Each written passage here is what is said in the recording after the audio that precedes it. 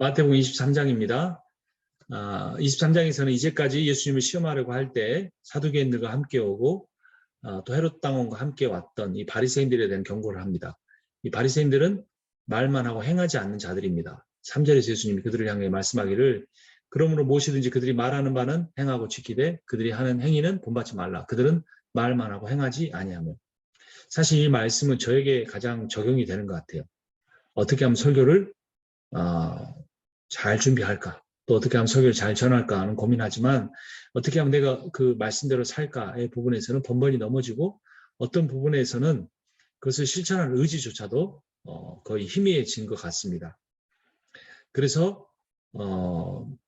때로는 제가 지키지 못하는 구절에 대해서 더 강조하다 보면 사람들이 어깨에 무거운 짐을 지게 하고 자신의 손가락 하나도 움직이지 않는 모습이 아닌가 이런 생각을 해보는데요.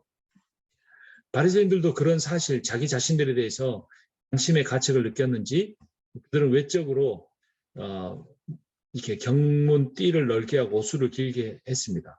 이 경문이라는 건 성구를 넣은 가죽 상자와 그것을 이마와 손에 다는 가죽 띠였어요. 옷술은 옷의 네 귀퉁이에 닿는 술인데 기도를 의미했어요. 근데 나중에는 그것을 얼마나 길게 화려하게 달았는지를 가지고 자신의 신앙을 과시하는 용도로 사용했어요.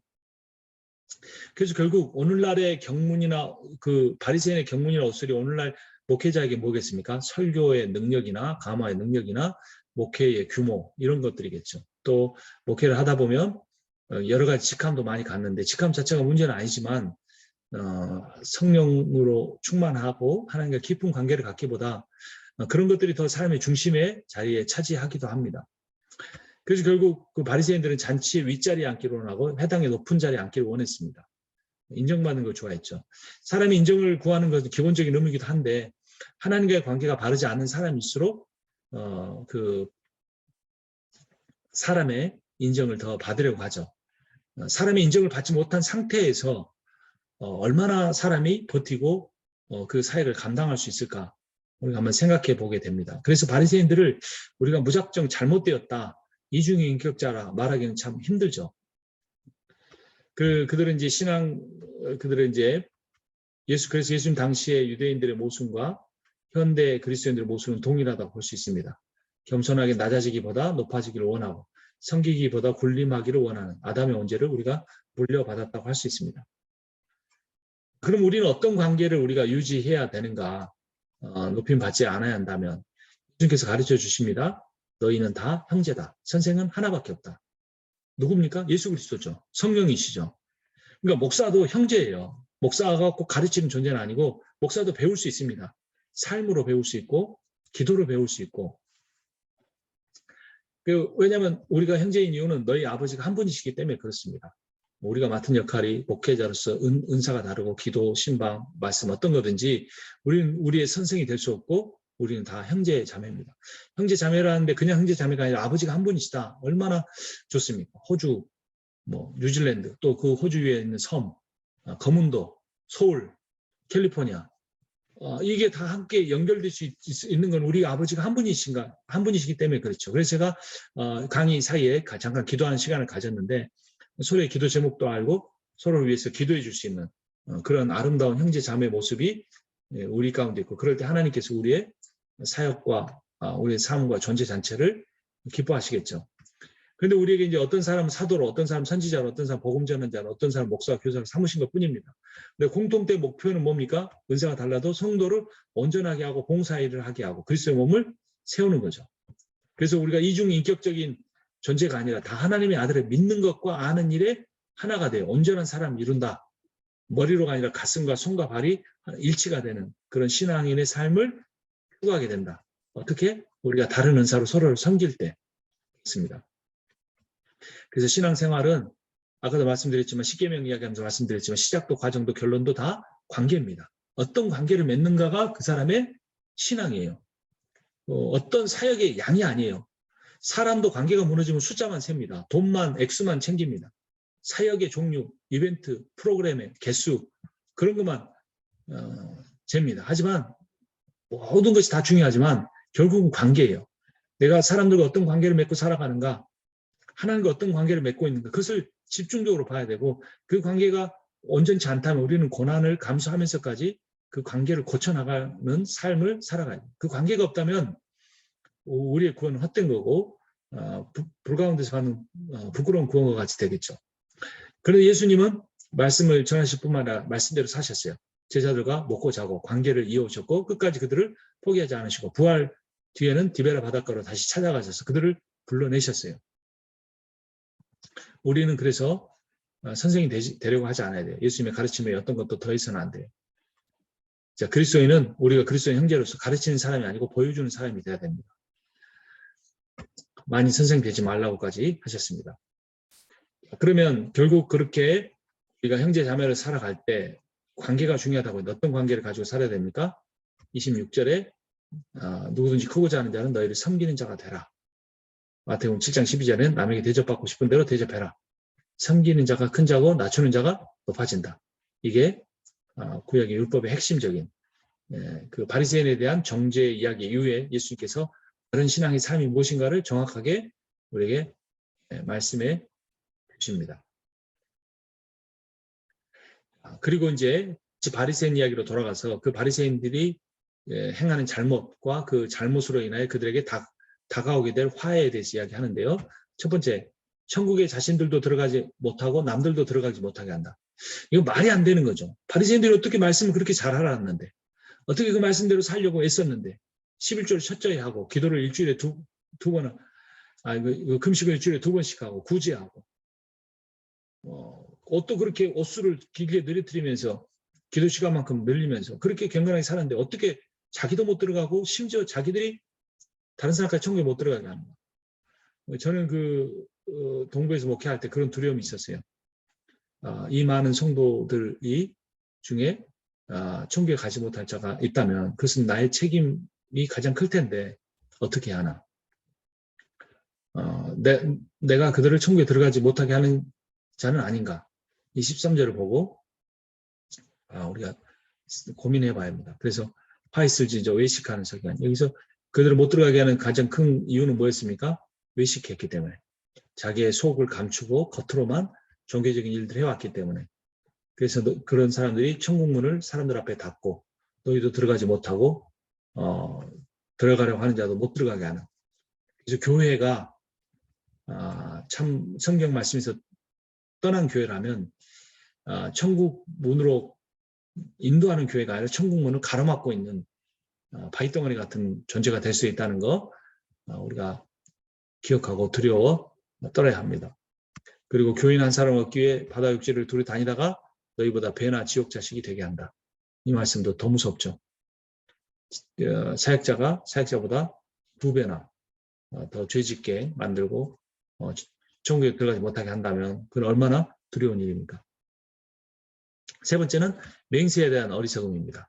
성전으로 맹세하면 안 되지만 성전의 금으로 맹세해도 된다. 제단으로 맹세하면 안 되지만 제단의 제물로는 맹세할 수 있다. 이렇게 큰 게 아니라 작은 걸로 맹세해라. 이런 식으로 율법을 만들어 놓고 율법에 대한 전통을 만들어 놓고 뭐 여러 가지 뭐 복잡한 것들을 했어요. 그래서 신성한 것으로 맹세하면 안 되지만 덜 신성한 거, 덜 중요한 것으로 맹세하는 건 괜찮다. 뭐 자기들 나름대로 고민을 했어요. 근데 예수님께서 뭐라고 말씀하십니까? 이미 산상수훈에서 도무지 맹세하지 말아라. 하늘도 아니고 다 어떤 것으로 안 된다. 이렇게 말한 거예요. 자, 그런데 맹세하는 게 자꾸 이런 그 물건들, 장소 이런 게 나오는 이유가 뭐겠습니까? 그 사람이 관계 속에 신뢰감을 잃어버린 거죠. 그래서 약속한 것을 지키시는 신실한 분은 하나님 분이심을 알아야 합니다. 그래서 그 하나님을 신뢰하고 그분을 닮아갈 때 저 사람이 하나님 닮았다 그러면 그 사람한테 가서 무슨 맹세의 조건을 달겠습니까? 아니겠죠. 당신의 말이라면 믿겠습니다. 라고 하겠죠. 그래서 그런 물건에다 맹세해야만 말을 들어주는, 믿어주는 신실하지 못한 사람이 되지 않아야 할 겁니다. 그리고 11조 이야기가 나옵니다. 11조는 하지만 율법의 정신을 버렸다. 11조 근거 신명기 14장 21절 너희는 매년 토지 서산에 11조를 드릴 것이다. 구약 성경에는 연보죠. 헌금이라는 것 자체가 거의 없어졌어요. 더군다나 11조라는 것은 근거를 찾아볼 수도 없습니다. 근데 예수님께서 뭐라고 하셨냐면 식물을 예로 이런 11조를 드리되 율법에 더 중요한 바 정의와 공의가 믿음은 버렸도다 라고 했어요. 이것도 하고 저것도 버리지 말아요. 그럼 11조 하라는 말인가? 그렇게 볼 수는 없습니다. 왜냐하면 구약의 모든 말씀이 예수 그리스도를 통해 성취되었고 그 중요한 것은 10분의 1이라는 문자적 규정이 아니죠. 구약을 정확히 지키려고 하면 10분의 3을 바쳐야 되는데 어디다 기준을 두겠습니까? 세금을 바치기 전입니까? 바친 후입니까? 일정하게 받는 사례비만 그런 겁니까? 아니면 용돈으로 받는 돈까지 다 포함하는 겁니까? 율법이 얽매이면 여기 그 바리새인들처럼 이렇게 복잡한 규정을 만들 수밖에 없는 거죠. 10분의 1이 아니라 10분의 9를 다 포함해서 하나님의 것이므로 모든 걸 하나님의 뜻대로 써야 됩니다. 율법적으로 지킬 일은 전혀 없습니다. 그런데 율법적으로 지키는 사람일수록 그 율법이 강조하는 바 정신은 잊어버리는 거예요. 정의와 공의와 믿음이 사라졌단 말이에요. 그래서 그거를 어떻게 비유하느냐. 하루살이는 거르고 낙타는 삼킨다. 24절 말씀에 나왔어요. 하루살이는 헬라어로 코놉스, 낙타는 카멜로스. 발음도 비슷하죠. 그 하루살이와 낙타는 다 부정한 음식이에요. 낙타는 부정한 음식 중에 가장 커요. 가장 작은 거, 가장 큰 거를 대비시키는 거예요. 가장 작은 거는 이거 못 먹어 그러면서 더 큰 낙타는 삼켜요. 꿀꺽꿀꺽. 웃기죠. 하루살이가 의미하는 거 11조. 낙타는 정의와 공의와 믿음. 하루살이는 율법의 규정, 낙타는 율법의 정신. 하루살이는 종교적 행위, 행함의 열매. 인위적 노력, 성령의 역사. 그릇의 겉면, 그릇의 안쪽. 중요한 것은 규정이 아니고 정신이고 행위가 아니고 열매고 노력이 아니라 성령의 역사고 그릇의 겉이 아니라 안쪽이다. 마음이 중요하다라는 겁니다. 그릇이 겉은 깨끗하지만 안은 더럽다면 거기에 누가 음식을 담아 먹겠습니까? 사람의 안에 탐욕과 방탕으로 가득 차 있으면 우리가 하나님 앞에 쓰임을 받을 수가 없습니다.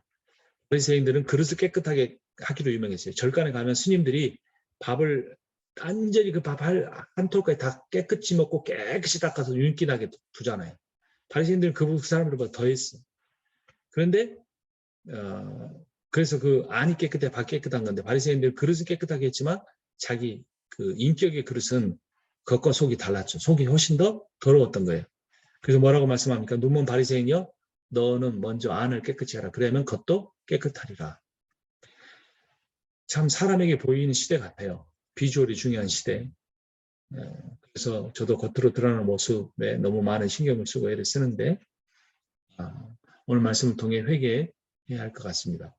그래서 심지어 그런 회개가 없는 사람들을 향하여 회칠한 무덤 같다. 겉으로는 아름답게 보이는데 그 안에는 사람의 시체가 썩는 뇌가 가득하다라는 겁니다. 왜냐하면 겉으로는 사람에게 옳게 보이는데 안으로는 외식과 불법이 가득하기 때문입니다. 바리새인의 의는 하나님을 위한 게 아니에요. 하나님으로부터 받는 것도 아니고 하나님께 드리는 것도 아니에요. 사람들을 위해서 인간적으로 만들어낸 것일 뿐이었어요. 바리새인들이 그들에게 화가 있을 이유는 무덤과 의인들의 비전을 꾸며 의인인 척하지만 실제로는 그렇지 않다는 겁니다. 비서까지 두고 애를 많이 쓰는 거죠. 그렇지만 십자가의 피를 흘리는데 참여할 것이다. 선지자들의 피를 흘리는데 참여해왔고 앞으로 예수 그리스도를 십자가 못 박는 일에 앞장설 것이다. 이런 사실을 주께서 미리 말씀을 하십니다. 그러면서 32절에 너희가 너희 조상의 분량을 채워라. 선지자 죽인 것처럼 이제 예수 나를 너희들이 죽일 것이다. 라고 말씀을 하는 겁니다. 예수님이 다 알고 계신 거죠. 그들의 의도를 폭로했어요. 여러분 얼마나 잔인합니까? 계속해서 예수를 넘어뜨리려고 하고 죽이려고 하고 하면서 그에게 뭔가 가르침을 얻으려고 온 것처럼 말하고 뭔가 구상을 해온 것을 예수님 앞에 말할 때 그들의 이중성이 얼마나 놀랍습니까? 그래서 이중적인 어떤 종교인, 위대한 종교인, 대단한 종교인이 되기보다 자신의 허물을 드러내고 함께 가슴 아파할 수 있는 그러한 하나님의 종이 되어야겠죠. 자, 그들에게 있을 심판에 대해서 말합니다. 그들에게 뭐라고 말하는지 33절에 뱀들아 독사의 새끼들아 너희가 어떻게 지옥의 판결을 피하겠느냐. 그리고 35절에 그러므로 의인 아벨의 피로부터 성전과 제단 사이에서 너희가 죽인 바갈의 아들 사갈의 피까지 땅 위에서 흘린 의로운 피가 다 너에게 돌아가리라 라고 말씀합니다. 아벨은 최초의 순교자, 사가랴 바갈의 아들인 사가랴는 최후의 순교자입니다. 그래서 그 모든 순교자의 피가 그들에게 돌아갈 것은 그들의 그 그림자인 그들의 실체로 오신 예수 그리스도를 그들이 바리새인들이 십자가에 못 박을 것이기 때문에 그렇습니다. 뱀들의 독사의 새끼라는 것은 아담과 하와를 속여서 인류를 타락의 길로 이끌고 간 사탄의 위장한 모습이죠. 그래서 그들이 결국 바리새인을 예수님 뭐라고 말씀한 겁니까? 사탄의 새끼들이라고 하신 거죠. 너무나 가슴 아픈 일이고 고통스러운 일이고 그게 무슨 어마어마한 일을 해서 그런 게 아니라 이중적이고 위선적이고 외식하는 모습 때문에 그랬다는 겁니다. 자, 예수님은 아무리 그래도 어떻게 거룩한 종교인들한테 감히 독사의 새끼들이라고 했을까요? 예수님은 자신 십자가에 죽는 일이 하나님께 자신에게 주신 사명임을 알고 있었어요. 근데 왜 하나님의 뜻대로 자기를 죽여주는 그 바리새인들을 향해서 그렇게 아주 무서운 말씀을 하셨을까요? 그것은 이 십자가의 사건이 구원의 사건이면서 동시에 심판의 사건이기 때문에 그런 겁니다. 우리가 십자가를 생각하면 구원만 생각을 해요. 그러니까 자기가 영적 기도를 했으니까 교회를 다니니까 세례 받았으니까 직분 받았으니까 구원 받았다고 생각하고 싸구려를 생각하고 다 그 골방에 다 던져 넣어놔버렸잖아요. 십자가는 구원 사건만이 아니에요. 심판의 사건이에요.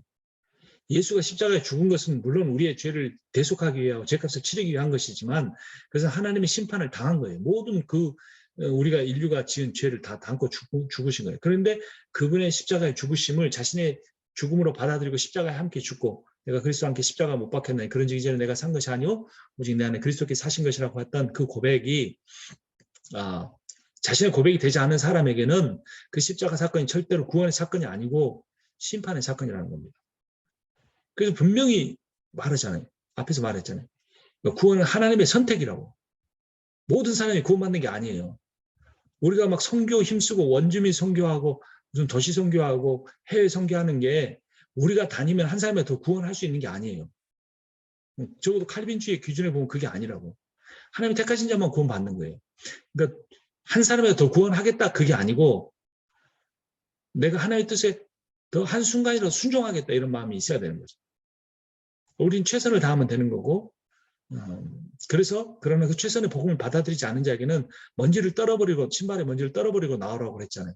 그래서 심판 너희들은 이제 안 받으니까 심판이다 이걸 선언한 거예요. 그러니까 교회의 예배가 보편성이 아니라 거룩성을 회복해야 돼요.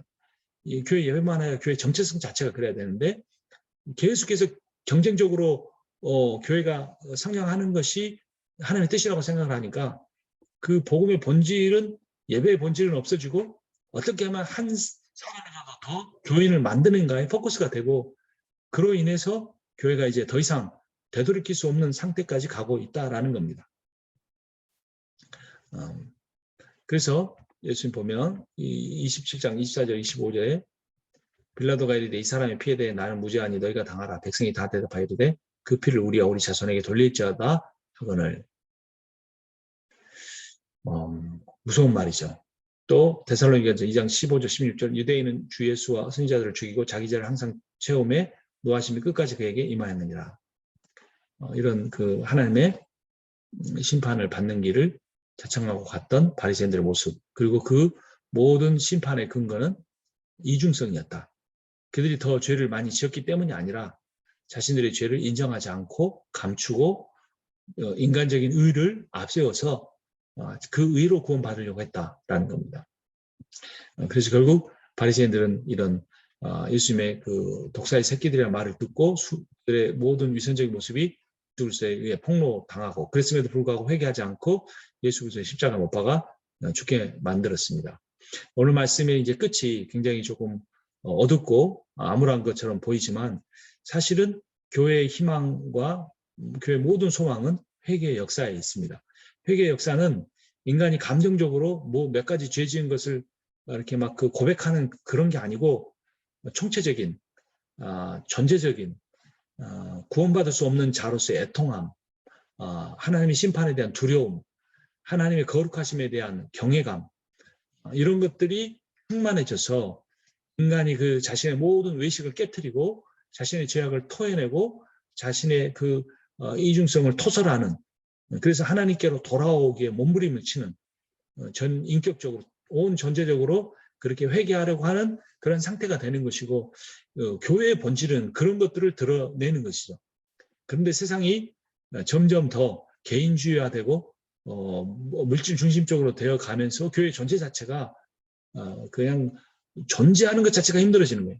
현상 유지하는 게 너무 힘들어집니다. 그래서 그런 구조적인 문제를 갖고 있는 교회들이 그런 구조적인 문제를 갖고 있기 때문에 복음의 본질에 볼 수가 없어요. 왜냐하면 세상 사는 게 너무나 힘드니까. 성도들이 삶도 너무나 힘드니까. 오히려 7, 80년대 굶고 병들어도 병원에 한번 못 가던 그 시대보다 더 정신적으로 피폐해지니까 그 원색적인 복음을 전할 여백이 전혀 없을 수 있는 거죠. 그런데 예수님은 이 땅에 오셔서 하신 사역은 그거예요. 유대교를 부수는 거였어요. 그럼 아까 우리 살펴봤잖아요. 이 성전을 허물라 사흘 내가 다시 짓겠다. 예수님 십자가 못 박힐 때 뭐라 해요? 이 성전을 짓겠다고 말했는데 너나 구해나 봐라. 성전의 이슈가 가장 중요했다는 거예요. 그 성전 안에서 종교적인 행위와 비즈니스와 그 모든 성장 위주적인 규모 위주적인 그러한 종교적 행위가 있었던 것을 완전히 회파해버리고 세 번째 성전의 멸망을 가져오게 하시기 위해서 죽으신 거예요. 왜냐하면 자신이 성전이 되기를 원하셨기 때문에.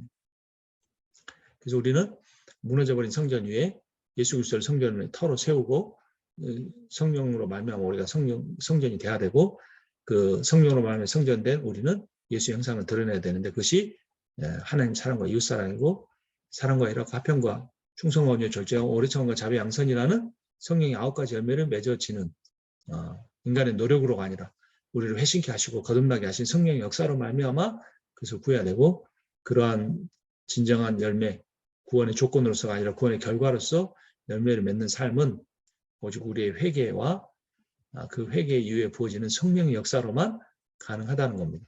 이것이 어떻게 저의 교회나 저 가정이나 저 개인에게 이루어지고 또 이 강의를 듣는 모든 분들에게 이루어질지 우리는 알지 못하지만 하나님께서 이 말씀을 주셨으니 그런 것들을 이루게 하시는 분도 하나님이 좀 믿고 맡겨 드립니다. 여기까지 하도록 하겠습니다.